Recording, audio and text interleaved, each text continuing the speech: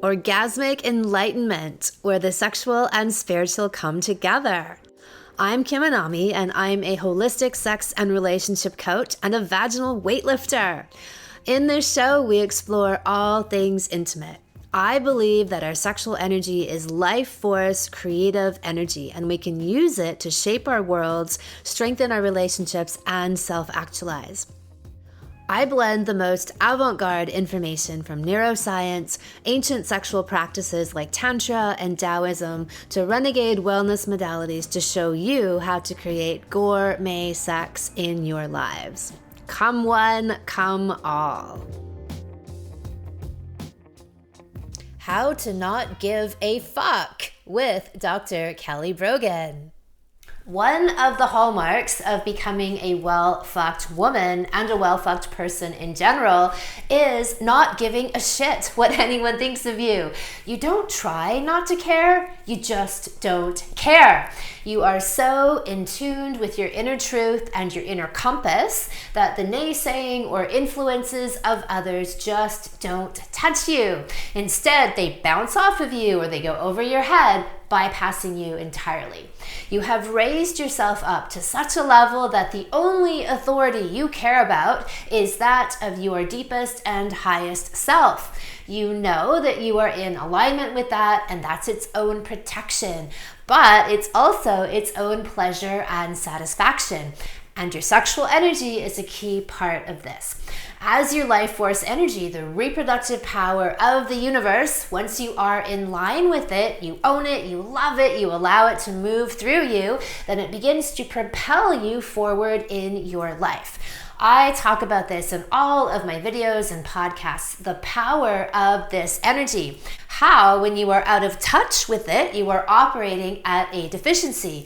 And when you are in touch with it, you have its superpowers at your disposal to use in every aspect of your life. All of this power is within you, literally at your fingertips. Yet, the programming we receive from birth tells us that this energy is bad, it's shameful, taboo, and dangerous. The dominant messaging from the allopathic medical system is that this part of you, well, all of you, is a flawed machine and can only survive with its constant intervention, which couldn't be further from the truth. For women, it's an onslaught. From puberty, they are put on hormones, which might be for actual birth control, but often it's for period issues or acne, and then they stay on that for decades.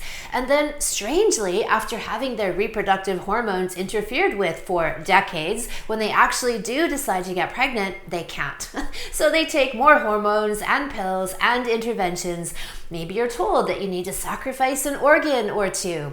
And then later in life, it's more hormones because, menopause is also a grand flaw in the human body.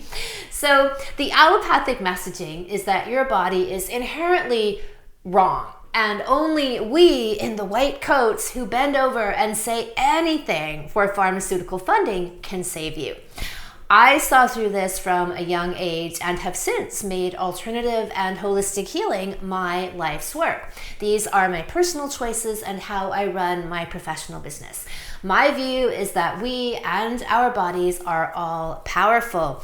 We and our bodies hold all the wisdom, brilliance, and healing potential we could ever need. All we have to do is remove whatever beliefs, obstacles, conditioning, and trauma that obscure this truth. That's why a primary tenet of the Anami philosophy is that everyone can. It's the Anami guarantee. Every woman can have deep, life-changing vaginal orgasms, G-spot, cervical, and squirting ejaculate across the room. Every man can have sex for 8 hours at a time and learn to separate orgasm from ejaculation. Yes, you all can. One of the things I look for in people and teachers is a relentless and holistic commitment to empowering the individual, reminding them that their power lies within. They don't waver and they don't default here and there and they don't make excuses. And this is one of the reasons I recommend so few people in the work that I do, or in general, because I feel that most people have a place they cop out and they cave in to a seemingly easier option or excuse. For example, there are many people in the supposedly holistic women's health field who will get to a certain point and then they recommend artificial hormones or the birth control pill for addressing issues in women's health. Or, hey, it's okay to use lube if you're menopausal. Their faith in the human body falls short. Kelly Brogan is someone who hits the mark. As a holistic psychiatrist, she has gotten people off of all manner of prescription drugs with her protocols, healing people of everything from schizophrenia to bipolar to depression to Graves' disease through all natural methods. Combinations of nutrition and lifestyle, but also of doing the deep inner work that is the true source of the malaise that shows up in the psyche. I have tremendous respect for her and her work and the quality that she has in spades, which is not giving a fuck what other people think of her. Because she is a formidable truth speaker, she has been shunned and blacklisted and censored and targeted in smear campaigns for years. And the irony is that every single thing she puts forth is backed up by science. And the things that she speaks out about typically are not.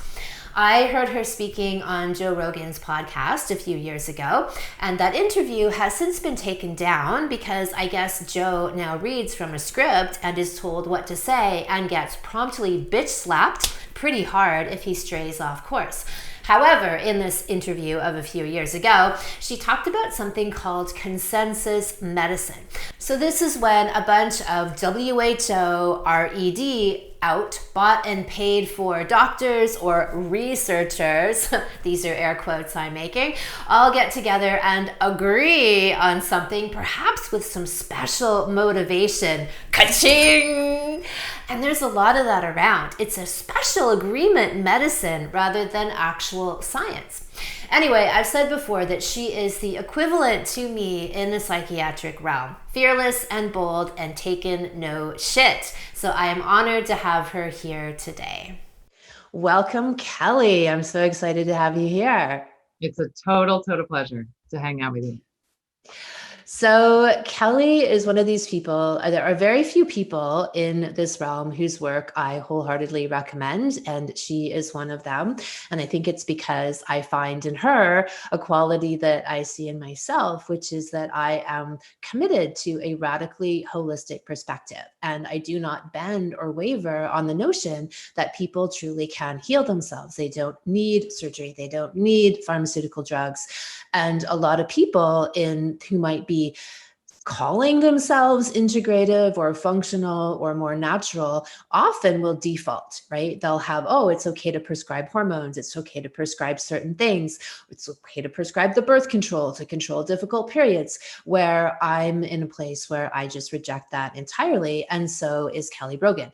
And so she's, put together these protocols where she's been able to heal people through her suggestions of both outer and inner work without resorting to these other measures. And so I have a massive appreciation for that. And she really, truly embodies the concept of not giving a fuck what other people think of her. So welcome, Kelly. What an intro. Thank you. I remember when I was first doing vaginal kung fu years ago, really getting that deep sense of soul recognition with you, because I know that you also feel that way and you can't fake it. And other people who happen to have come to that radical and immutable and totally reliably consistent belief in the capacity of the human body to heal. I'm hoping we're finding each other right now because it's necessary for us to band together. So for the sake of the people in my audience who may or may not know your backstory, can you give us a synopsis of how this happened for you? So to come from a place of being a psychiatrist and you acknowledge that you were, giving prescriptions, relying on medication, perhaps amongst other things, but I know you definitely did that. And then you had this massive shift over and you put your prescription pad down and that was it. So was there a specific event that did this? Was this an evolution that happened over time? Like, how would you describe your process of being immersed deeply in the system and in psychiatry and now you've come to this total, 180-degree place of rejecting those methods and pioneering an entirely new path? Yeah. And how your approach is actually more based on science than what supposedly the other old guard, old school methods are. Yeah. So I have come definitely to look at so much of what we are experiencing as humans through the lens of maturational psychology and specifically, the evolution of trauma response over a lifetime. And so I've become really interested in looking at my own path, having had this kind of experience of being already several people in this lifetime, in a very, at least polarized fashion. And to say, how could that be? I'm the same me who was so dedicated, so devoted to allopathic medicine that I specialized as a psychiatrist in prescribing to pregnant and breastfeeding women. That's how necessary, I thought these interventions were. And I reflect on, I was at MIT for college and I volunteered at a suicide hotline. And I had, and still have, so much difficulty tolerating distress and another's distress specifically, that I came into contact with this dynamic relationship with authority, where I could appeal to the psychiatrist who was supervising, the cases that came up in this volunteer hotline to help me to feel better about what somebody else was feeling who was calling, right? And the way that we did that together was to get them, closer to medication, right? Help them get an appointment, help them get into the mental health center, what have you. And so I believe that actually a lot of doctors become doctors because we have so little capacity to be with so-called negative emotions and, experience feeling any degree of comfort with our own fear, that we specialize in, ameliorating, fixing, and of course, subduing and managing other people's distress without so much as a moment's consideration, for why they're having these experiences, what they might mean, and, how they might be empowered to resolve their own challenges or at least better understand them. There's not room for that because we are colluding in this power dynamic, right? We're colluding in the experience of eliminating any extra minutes of feeling badness, right? And so it really wasn't until I had, what is sometimes called a rupture of idealization, right? I had an experience postpartum, my first pregnancy, where I could no longer really resolve the cognitive dissonance that was rattling around inside me, because I definitely was prescribing to pregnant women, pregnant myself, feeling like I would never take one of these meds as a pregnant woman.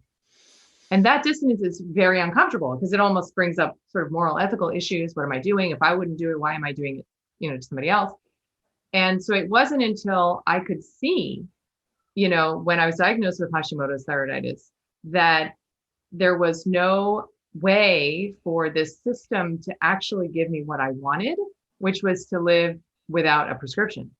I just didn't want to go to CVS every month for the rest of my friggin' life, which is, I knew that that's what Hashimoto's meant. And so in that, sort of with that, sort of incentive, I sought out a naturopath. I resolved my Hashimoto's. At that point, I wasn't meditating. I wasn't doing enemas. I wasn't doing really much of anything other than changing my diet. And I got rid of gluten, dairy, and sugar. I remember this was like 11 plus years ago. And I watched my, antibodies and my TSH come into the normal range on paper. And what lit up inside me was a rage that, flared for years. And that is the kind of, what happens is, when you no longer can see your parentified authority as good, as all good, often you flip to the other side and you end up vilifying them and you see them as all bad. And this power dynamic is exactly the same, of course. And they are still the authority that I need to be good, right? I need them to be good. Listen to me, see how you're wrong. And that went on for a couple of years, until I actually started to kind of like, as Nietzsche says, like become the monster I was fighting, which, we know in the activism world is very, very possible, if not likely, actually, until and if you begin to understand what your activism and that impulse to fight the bad daddy or bad mommy is really about, and how to engage it with the energy of sovereignty, right? So with the expression of your truth, with the living of your life as if fundamentally equally empowered, if not more empowered, than that which you are exposing. And so that transition didn't happen until my mentor died suddenly in 2015. And it really brought down the house for me, because I had never really experienced grief like that, and such a disorientation. And my individuation process, my experience of like, wow, I'm alone, because he was a very much idealized father figure for me, really began, where I had to understand. It's so funny. When I went to his house after he passed away, his bookshelf, this is Nicholas Gonzalez, by the way, his bookshelf, had all the books with their spines facing out, right? And there was, I swear, one book facing with the cover out. And the book's title, I've never even looked it up to find out what this book is actually about, is You're in Charge Now. That's literally what the book I saw facing out. And that was the beginning of me understanding, what it is to take personal responsibility, what it is to, engage in the process of looking inward for the power that I might otherwise source externally. And, I'm certainly still on that path, but it was in 2010 that I put down my prescription pad, never started a patient on medications again. And I became very well acquainted through that work with the dark night of the soul. It was almost like a manufactured and induced dark night of the soul as these women were coming off of medications. And I got to see the anatomy of that, and the sort of universal steps of the hero or heroine's journey. And then, of course, I started to experience my own dark nights, and began to see that illusory personality has to die, before you can really come into contact with who it is that you are, that defies all of the identity constructs that you were otherwise kind of stapling and pasting onto yourself, hoping nobody would notice there was a scared child beneath, and so that's a lot of what my work has been dedicated to now, just self-reclamation on the deepest level. Yeah, and I think our work is very similar in that way, that you, instead of rejecting or trying to bury messages from the body and the psyche, the intention is to take them as information and wisdom and higher messages from the higher self, and then interpret them and then use them for healing. Where, again, that's another place where I'd always seen a parallel in our work, is that many people in my field would be like, oh, the woman's not lubricating, so we give her some artificial lubricant, or the man's having trouble with erection, so we give him some Viagra, where I would be like, that's not the root cause, and that's a temporary band-aid. And so let's figure out, if the woman, for example, isn't lubricating, she's usually out of touch with her feminine flow and that energy. Like, there's all this beautiful and rich symbolism if we turn our lens on it. And you've done that in your work, where when you just talked about the dark night of the soul, is that by removing those band-aids and those suppressants, is that then we have to acknowledge and look at whatever is there, and then ideally illuminate it and then catalyze it, so that those things that were perhaps weaknesses or fears or disembodied parts of the self, we then integrate and we become more whole and more self-realized because of it.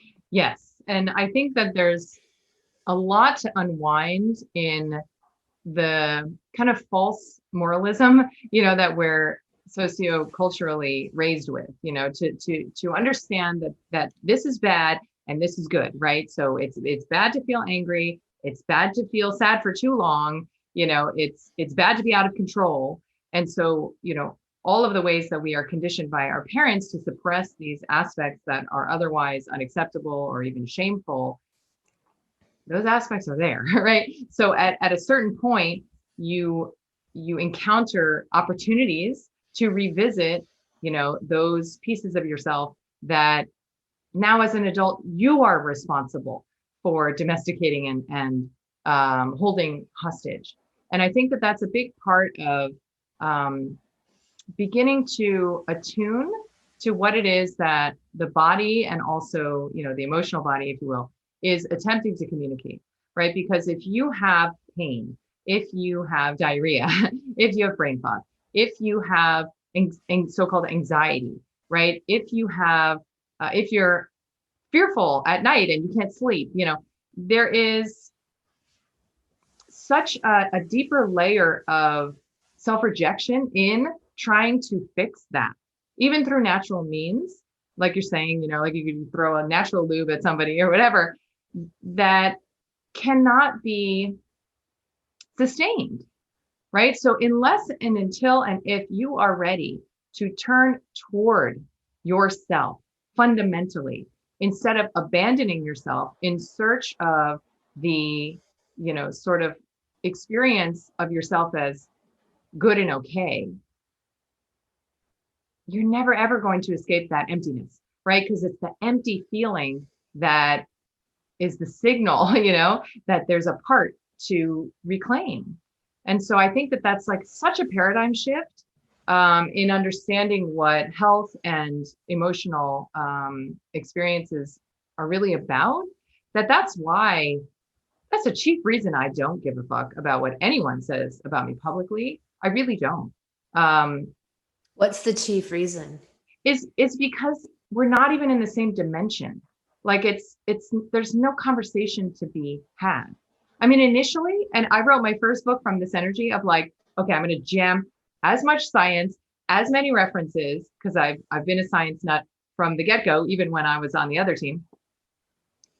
I'm going to jam it all in here, and I'm going to scream from the mountaintops about this information that I didn't know as a prescriber. So if I didn't know, and I went to, Ivy League med school and whatever else, then I'm guessing that most prescribers don't know this. So how could they possibly provide informed consent? It's not possible to be properly and ethically consented by your prescriber. So I'm going to make sure that patients have the information and then no one's ever going to take an antidepressant again. Well, guess what? That's not what happened. I actually have had friends tell me, can you believe that, my friend read your book and then she actually was like, oh, that's so interesting. But, I think I'm going to take Lexapro. It's not about information, because to step into this paradigm that we're speaking of, first of all, you have to be called into it, I believe. You have to be willing to take massive risks. You have to be willing to lose everything, including your feeling of belonging, your experience of tribe and family, and the identity that has been your primary shield against all that you perceive as a threat in the world. That is not for everyone. And certainly not something that you can wake up on a Friday and be like, okay, now I'm going to go get on my journey. So my sense is, having really tried to study like what makes somebody ready to wake up, my sense is that you get to a point where the experience of,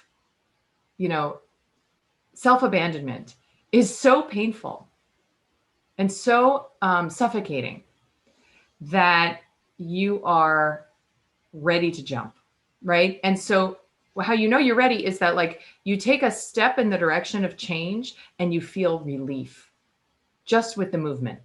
I think relief is the first indication, that you are destined to walk into the wild unknown of your unlived experience, because it's the indicator from your body even that you're coming home.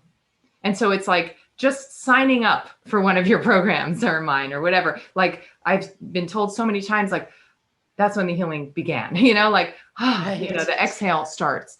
And Otherwise, I don't know, because I certainly know that this is not an info war. I certainly know that, and now more than ever, right, that it's not a deficiency of information that is keeping anyone stuck and arrested in, disempowerment, helplessness, or dependency on an authoritarian system that does not have their best interests at heart.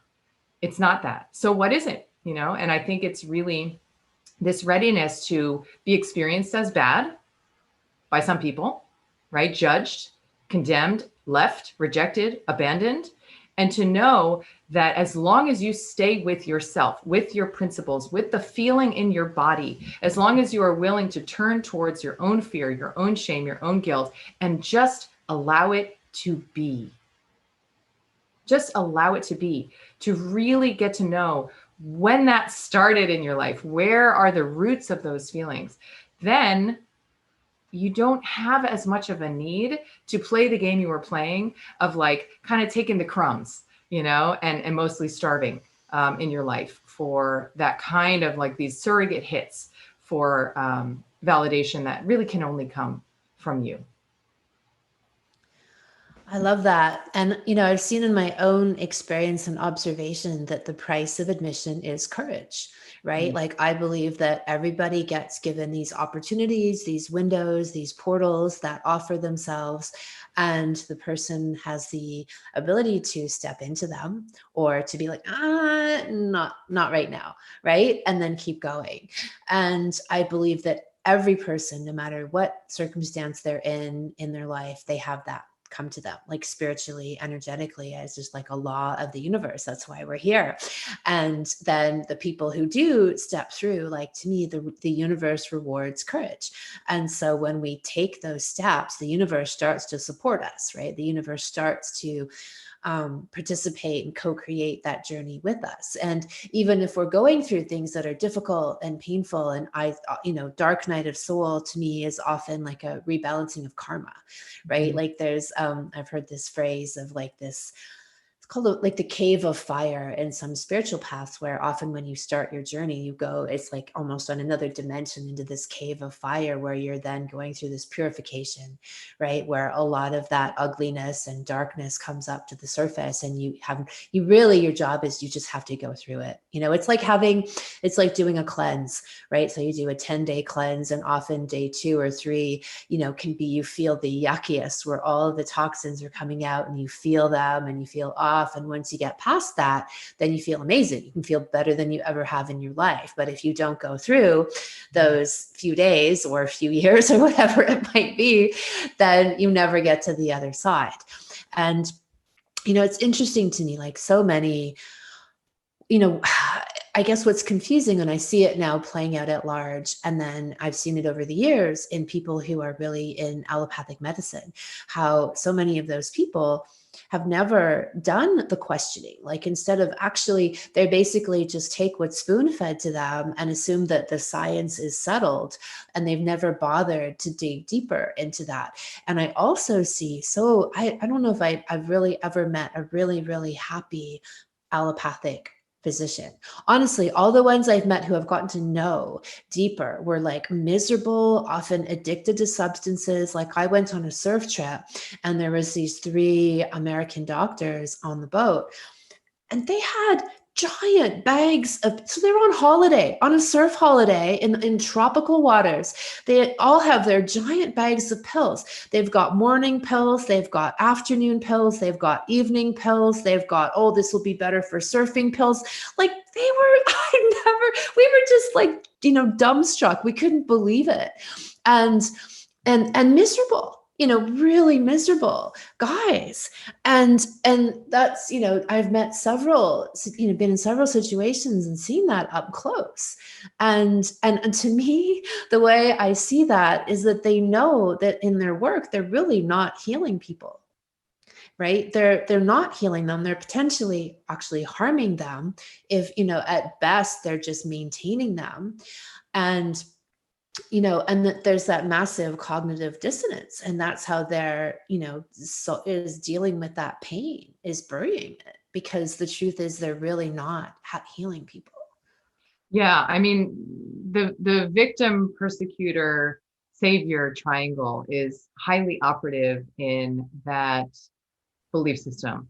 And so whenever you're orienting around this concept of the victim, which, I've said and will say again that I do believe that victim consciousness is the only human pathology, because Yeah. it's founded on a lie, which is that we are powerless, and that we are helpless, instead of just feeling that way, from echoes of an experience of our childhood.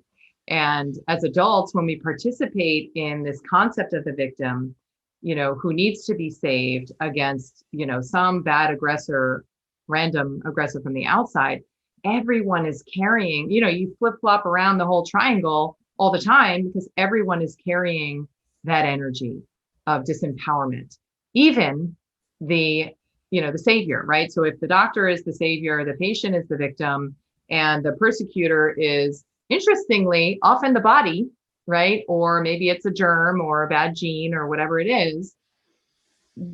It's threaded through with this concept that badness is random, that, you as a savior are obligated to find your worth in applying yourself and your self-abandonment to someone else's well-being, or, that there is such a thing as a bad guy who could get us at any moment. I mean, it's a hellish dimension to occupy, right? And when you exit that, because as some MDs have, you find like, wow, life is so much more interesting. It's so much more dynamic when I myself, and, I encourage others to respond with curiosity to adversity that might, emerge from their lifescape, and to find meaning in the various challenges, that come our way, because, the only person in that narrative that can truly decode what it is that's being delivered is the person experiencing it. Well, isn't that nice and tidy, right? Because then we just each take care of ourselves to the very best of our ability. And then we get to just simply be co-present to each other and support each other, without actually having to fundamentally prioritize somebody in this kind of like false saviorhood. And it's such a liberation to step out of that. I mean, it's really, I mean, obviously it's been referred to as a cult, and for good reason. It's a hierarchical model that is founded on, the experience of pain and abuse. I mean, my training was a horrendous chronic trauma in my life, that I probably attracted and was interested in to revisit, this deep feeling of powerlessness and resentment, and, whatever else, rage that I hadn't otherwise made contact with until I became an intern and a resident. I mean, I was like always in power struggles and battles I was like the bad kid, the scapegoat, right, all the time. And, that hierarchical model is designed for one thing, which is consistent compliance and obedience with a power structure that subdues the masses into order.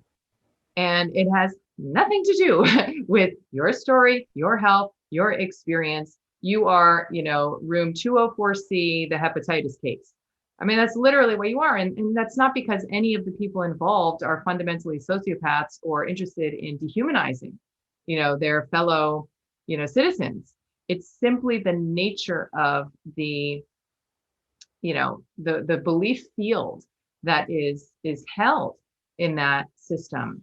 And there's no way out. When I was prescribing, I never one time ever helped to facilitate remission or cure, ever. It is not even a promise that is offered by that system. So, it's like, if you go to the butcher, don't expect to learn about vegan resources, right? So if the experience of healing, whatever that might mean, integrating, recapturing, reclaiming, is not on sale at that store, then why do we go there? We go there, because we want to feel taken care of. We want to be told what to do.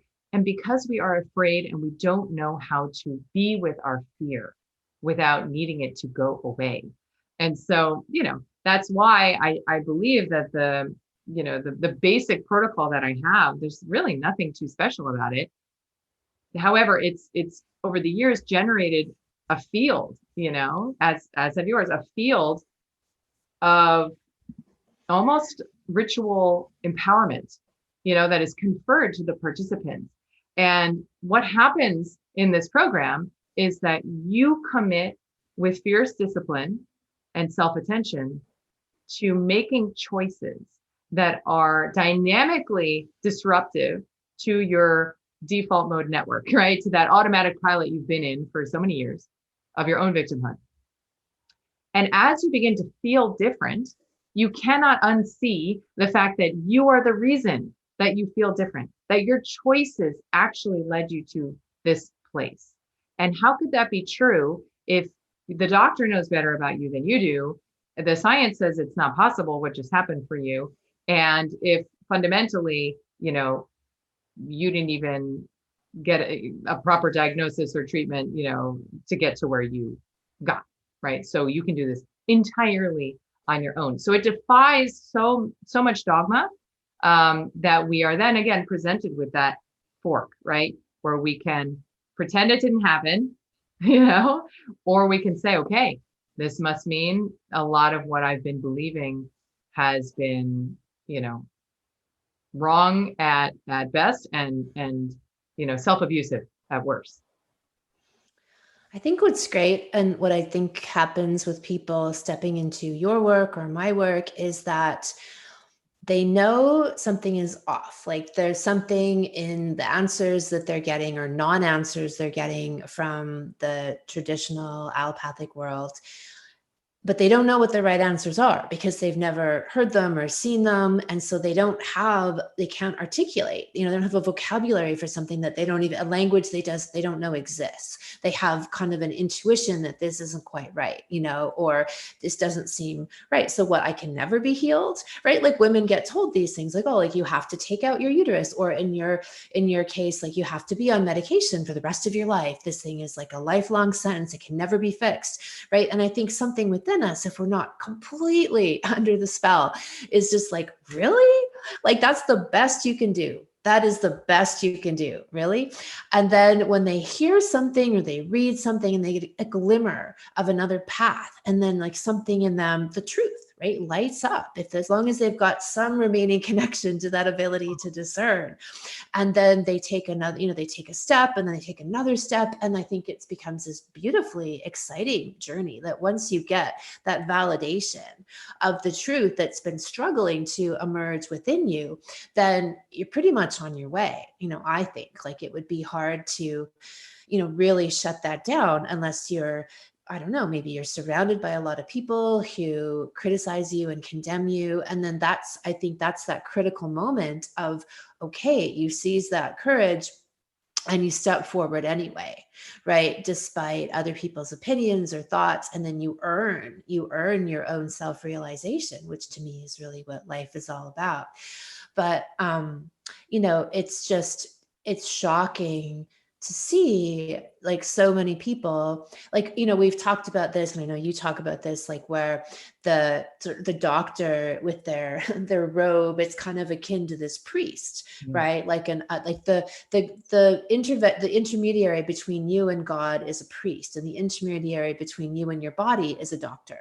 And thou shalt not go there by thyself, right? Like they have to interpret for you. And whereas like, I know with both you and my work, like the intention is, I will teach you some things and show you some things, and then you're on your own. Like, I don't want you to be dependent on me. I don't want a business model that brings you back all the time. I want you to take these tools and then run with them, and you can, right? And so it's a beautiful unfoldment process, but it's really, like it, you know, what you're saying about like, it's not an information lack, because all this information is out there, especially now with the internet. And, you know, despite the amount of censorship that's there, if you have a modicum of research skills and, you know, curiosity, you can find it. Anybody can.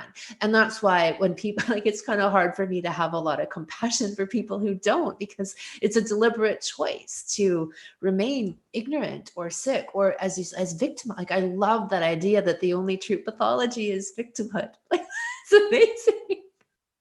Right? Because it's the fundamental root of disempowerment. And, you know, the paradox of the fact that we have world creating power, you know, and, you know, it's like that we're God and we're also not, you know, that we are this kind of, I'm like this little Kelly, but that I also have, you know, all of the elements that are, you know, comprise the divine.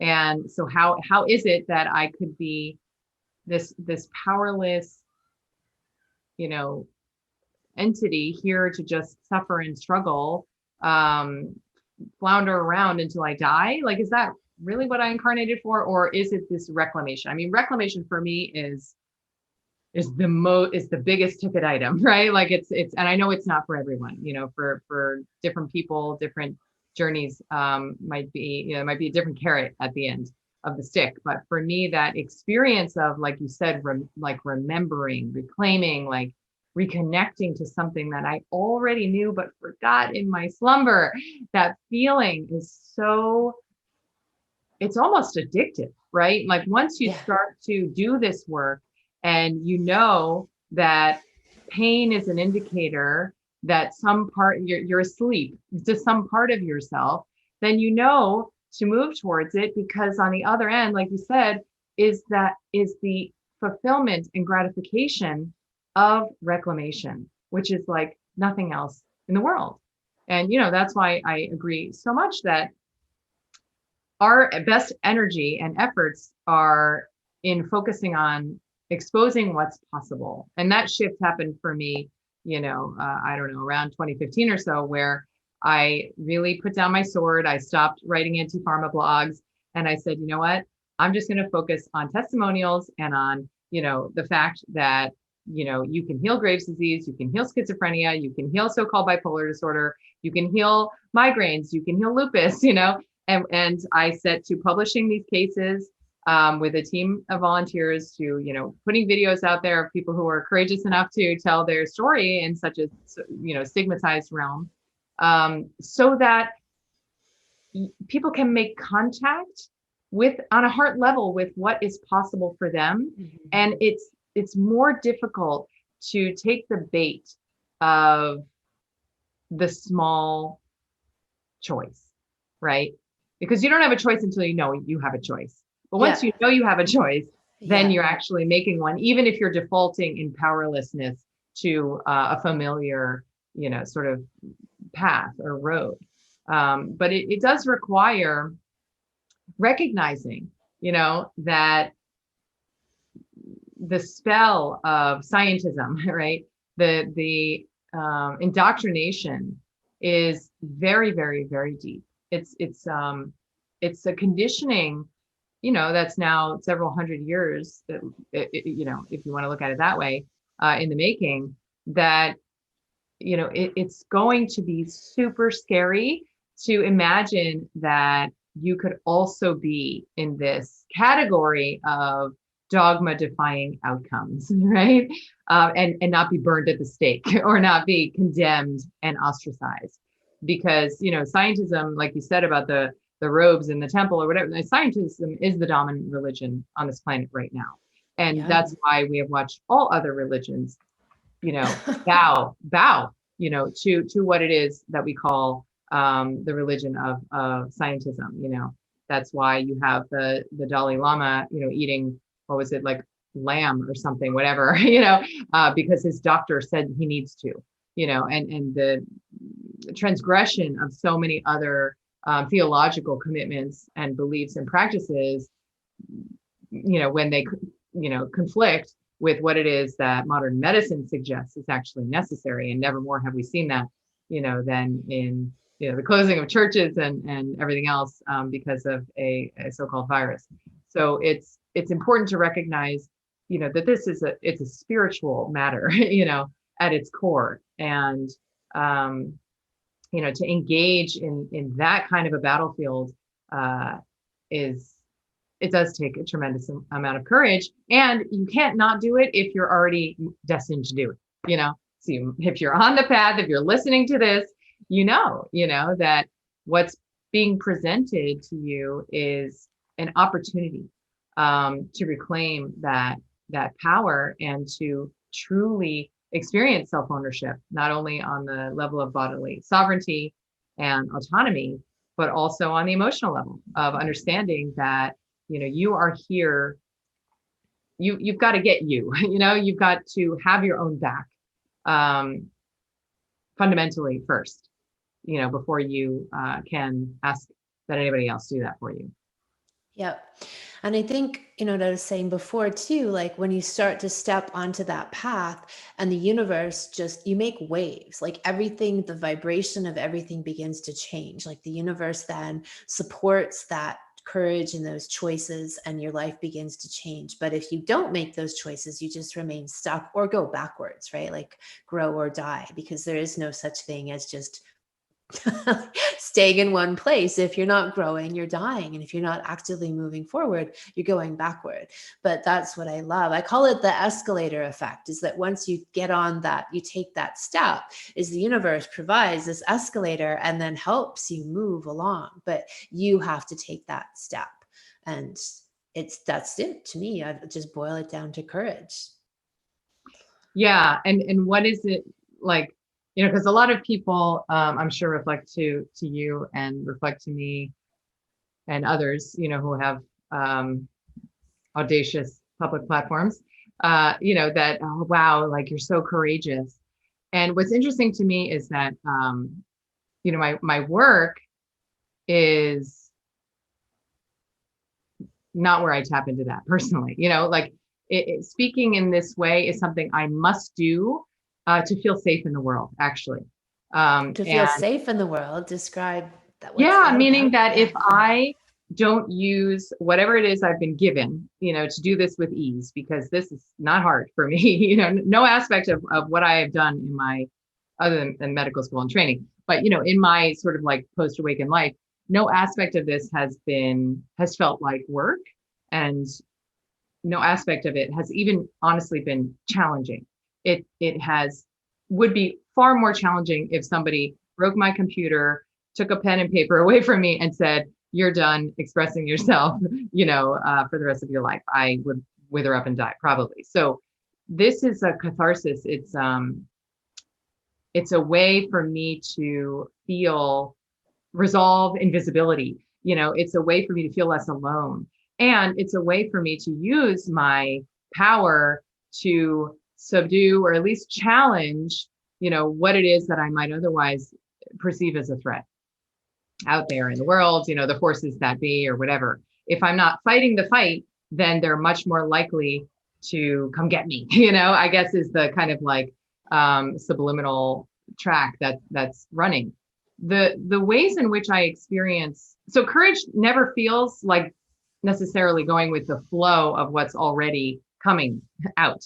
Right. The feeling I've had of when I have felt courageous in my life, is when it's like jumping into a freezing cold lake or something. Like it's like, it's that feeling of like just taking a massive leap and not knowing to any extent, what might be on the other end of it, but knowing that the cost of, like you said, of staying perched on that, launch pad or whatever is a kind of pain that you can no longer endure.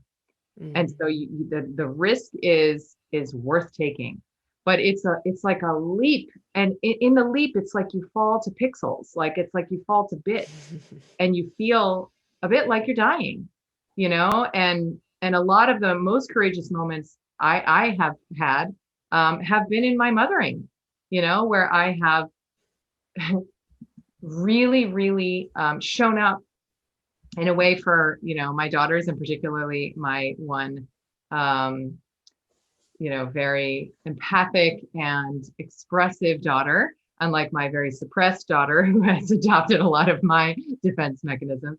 Um, it's when I don't take the bait of my own ego, that says, in order to be in control right now, do this, right? In order to stay safe, do this. And I do something different.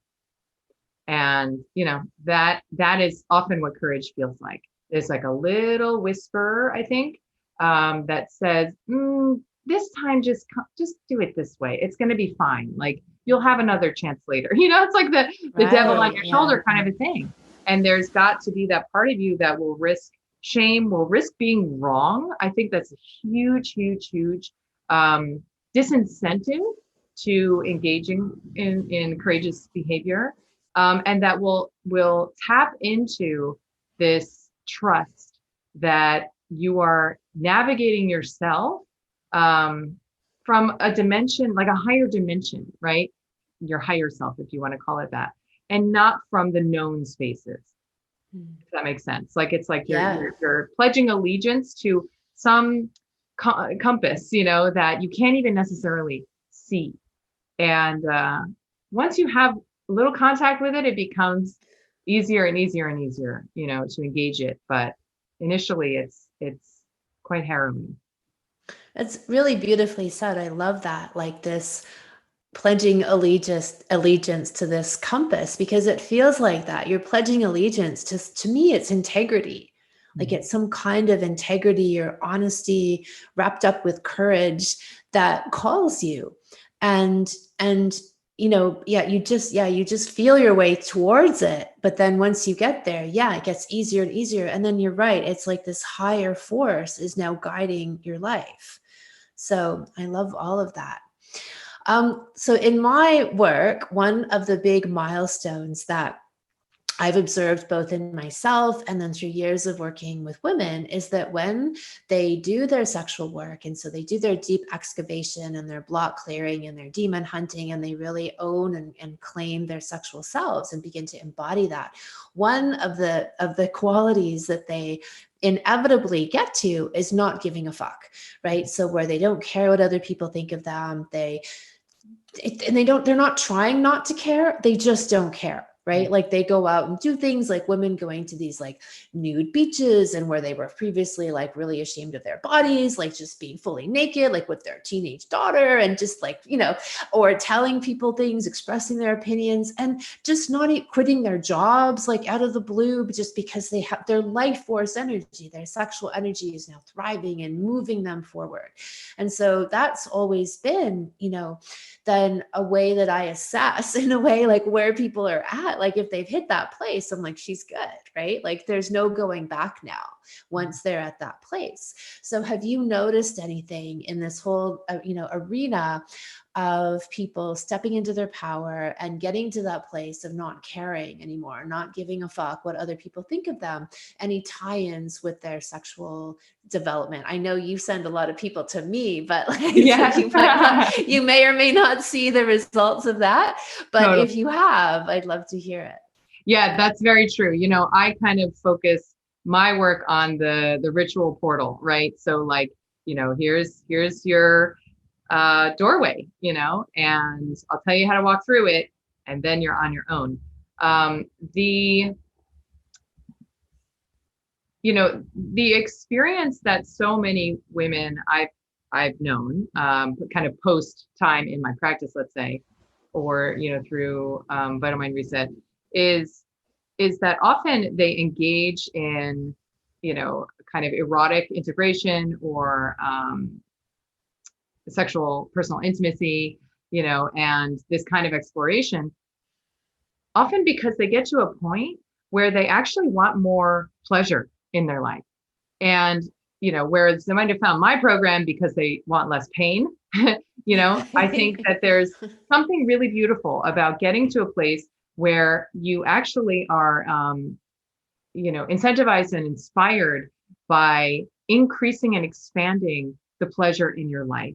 which intuitively we know will be sourced from our own bodies, our own self-intimacy, and our own self-knowledge. And that, it has very little to do with our partner. It has, little to do with any of the stories we've told ourselves. Like so many of the women, you won't be surprised to hear this, but that I've worked with have been like so-called anorgasmic, right? Like have never had an orgasm in their life. And of course, in conventional allopathy, that's a pathology with an ICD-10 code and everything else. But could there be conditions of safety that are set by the woman herself to foster this, sort of reclamation of the bliss technology that the body is, the reclamation of the capacity to simply source, that kind of, like you said, vital force through, self-knowledge and self-intimacy on the body dimension, but certainly also in understanding that we have to learn how to create safety. I often describe like the elements of VMR as just being a way to send a signal of safety so that you can simply begin the process of exploring that which has felt like it might kill you otherwise previously. And, I think there's also, 100% of the women I ever worked with in my practice have sexual abuse histories.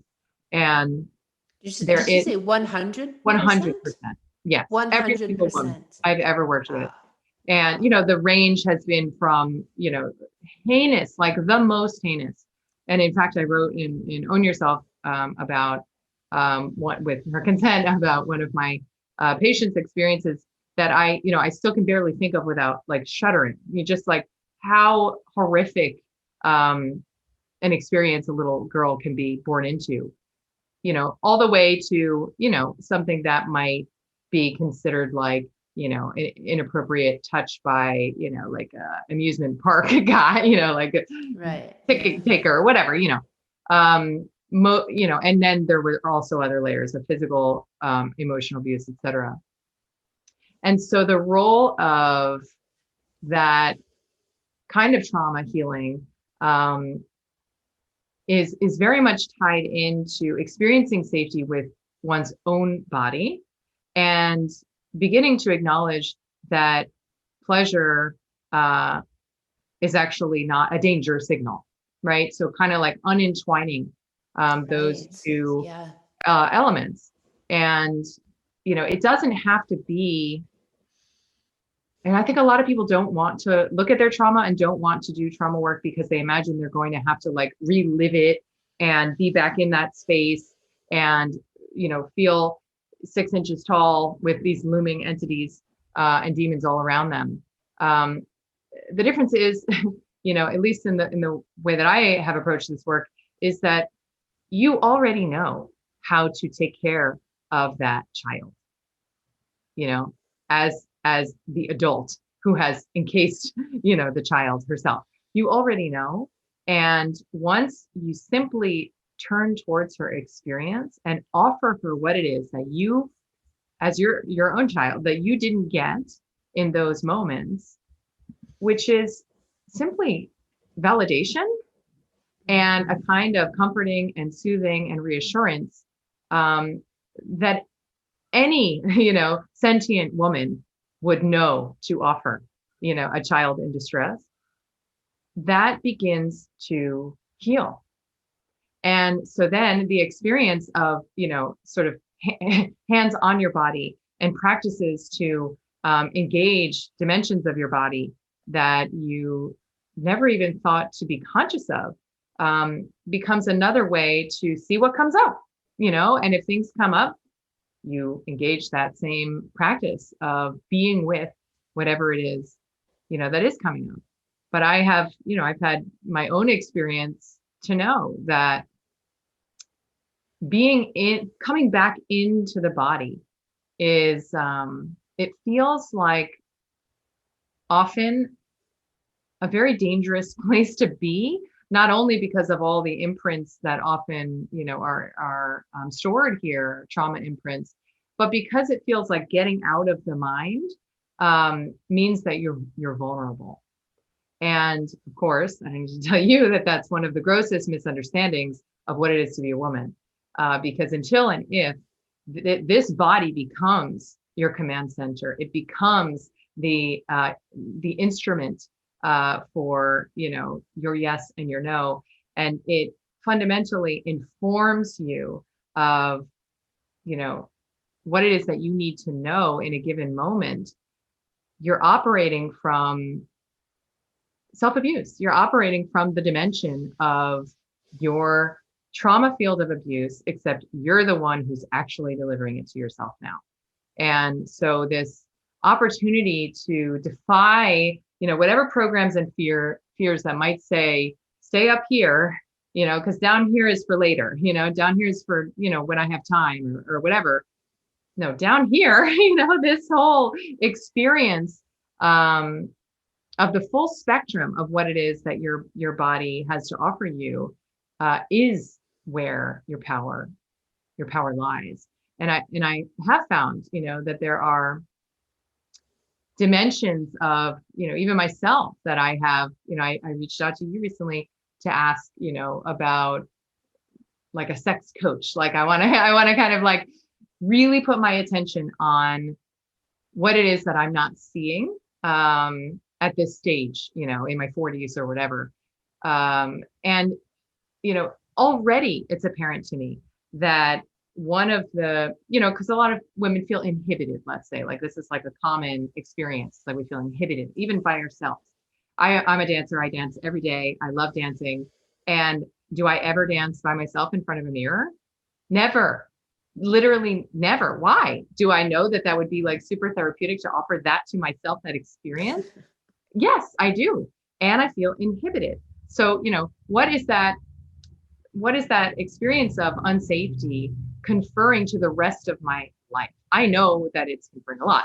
And that's what I want to deconstruct, because there is a, you know, a wild woman in there who I know is entrapped by so much conditioning around my emotional life that I see my sexuality is, you know, caged by that as well. You know, like, for example, I'll just say briefly, like, I don't like drama queens. All right. Like, I don't like hysterical women who are out of control, and it doesn't have to be women. No, men are even worse. But I don't like the energy of hysteria. And that is why I have developed an entire personality around equanimity, around, you know, I don't know, maintaining my faculties of executive functioning and articulation, even when I am afraid. It's why I never lose my cool. I have never screamed at anyone. I have never thrown anything. You know, I have never lost it like that, ever. And is that because that's the whole of who I am? Probably not, because I wouldn't be so triggered by these individuals, including sometimes my own daughter, you know, who express in tantrum form, who express in this way, when I want to have a calm conversation that is highly intellectual about what's going on. And I want to stay in the field of rationality for me to feel safe, right? So if I'm going to disavow the part of me that was probably told when I was a child not to express myself in too big a way, right, or I would lose love. If I'm going to hide that drama queen inside myself, what else am I hiding, right? Well, I'm probably also hiding a whole dimension of my sexuality and sexual expression that would be liberated if and when, you know, I could simply acknowledge that I have this in me and turn my attention and love towards this part of me that I've been ashamed of.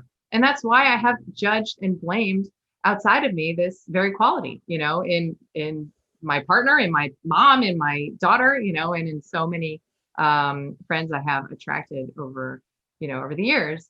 And so I am fascinated by the journey that is, you know, sexual reclamation and sexual healing, and how it can begin as, you know, as quickly as you are incentivized to bring more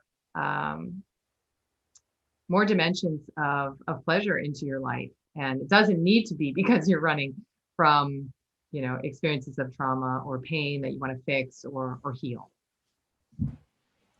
Yeah, I agree that the path through the body, that the answers are at our fingertips, right? And so the body is a huge vessel, both from, as we're saying, the pain messages, but through pleasure as well. Through connecting into the body.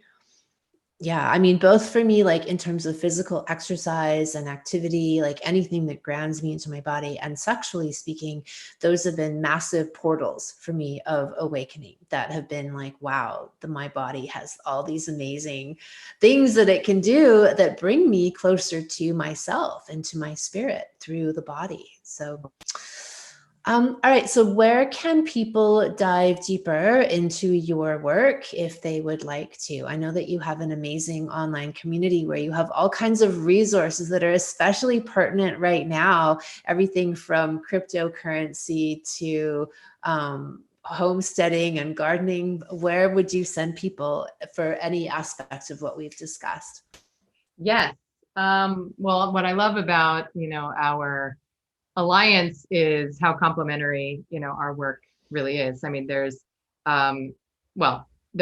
many dimensions of my work in your work, but just about none of yours in mine. So, that's why I send so many people your way. However, the deep dive program, Vital Mind Reset, that is my protocol. It's in all my books. It's online. There's many ways to access it. Is, kind of my primary offering, and certainly my most evidence-based and research offering. But otherwise, we have a community, it's really focused on medical freedom, on bodily sovereignty, and on this perspective around health. And then we kind of walk the walk of taking small steps each month toward the actual lived experience of this kind of sovereignty through lifestyle choices, self-care, and then, these kinds of unhooking from the system kind of practices, getting off smartphone, et cetera. But yeah, I'm over, these days, newsletter is the only way to keep up because we're doing the censorship shuffle, and who even knows? I mean, my Telegram channel, we could find out tomorrow that, we gotta run. So it's a funny time, but it's also, one to have faith that we're going to find each other and we're going to get the information we need, maybe not in the ways we imagined, but that the resources will appear, in front of our eyes at the right moment. Fantastic. Thank you so much, Kelly. Thank you. Thank you so much, Kim. The keys to the queendom are within. The path to well-fucked sovereignty, self-actualization, and not giving a fuck are found through giving lots of fucks to yourself. Through the tending of your own emotional and sexual garden and clearing space and allowing the most fertile parts of you to grow. The How to Be a Well-Fucked Woman Salon begins in late July. It is the how to live and love in a female body education that you ought to have received but did not. I show you how to tap into your full sexual and orgasmic potential and own all of your sexual self using everything from breast massage, sexual polarity work to really activate your feminine energy, quantum techniques to heal trauma, sexual trauma in particular, and learning how to channel your sexual energy into your life as a creative superpower. We will dive into all of the deeper, life-changing vaginal orgasms, plus how to use sex acts as pathways to enlightenment. You can find the free preview video series at kimanami.com under Sexual Savant Salons, and then look for The Well-Fucked Woman. I will put the salon link below this video. Come one, come all. Thank you so much for listening. If you haven't already, subscribe and also leave a review. And send someone else the gift of a healthy libido and an off-the-charts love life by sharing this episode with them. We'll be back next week, and in the meantime, many happy orgasms.